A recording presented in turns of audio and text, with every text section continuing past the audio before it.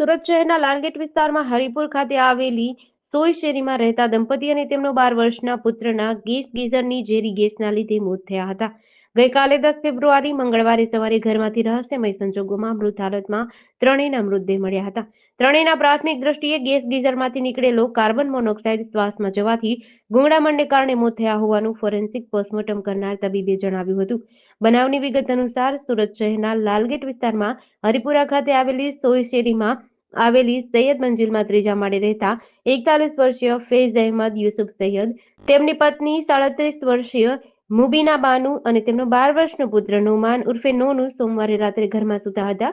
મંગળવારે સવારે ફૈઝને મોટા ભાઈ ઉસ્માન સૈયદે સ્કૂલ પર પુત્રને લઈ જવા માટે ઘણા ફોન કરવા છતાં ફોન ઉપાડ્યો ન હતો, જેથી તે ઘરે ગયો ત્યારે તેમનો દરવાજો અંદરથી બંધ હતો. ઉસ્માને દરવાજો તોડીને અંદર જોયું તો બેડરૂમમાં દંપતી અને હોલમાંથી બાળક નોમાન મૃત હાલતમાં મળ્યો હતો. સૈયદ પરિવારના 3 સભ્યોના રહસ્યમય સંજોગોમાં મોત થયાની જાણ સ્થાનિક લાલગેટ પોલીસને થતા અધિકારીઓનો કાફલો દોડી આવ્યો હતો.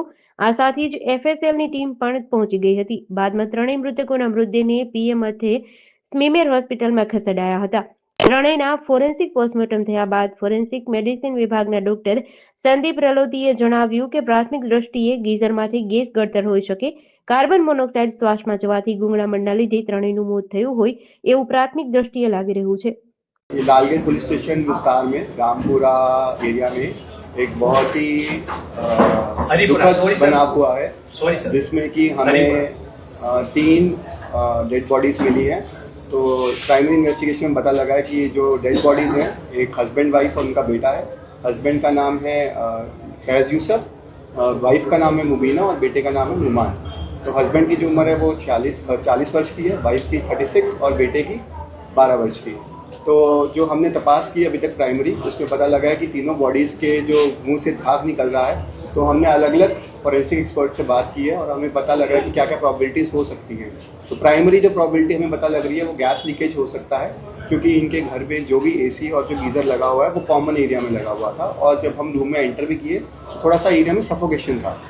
तो मेरी फॉरेंसिक एक्सपर्ट से भी बात हुई है. तो this is the primary reason जो अब तक इन्वेस्टिगेशन में पता लगा है. सेकेंडरी और एक रीज़न ये भी हो सकता है कि food poisoning. But food poisoning का हमने जो एक्सपर्ट से बात की है कि जो सिम्टम्स और जो बॉडी पे हमें पैचेस दिखाई दे रहे हैं वो फूड पॉइजनिंग के फर्स्ट गो में नहीं है. तो गैस लीकेज ही अभी तक जो हमारे सामने है वो रीजनिंग हो सकती है.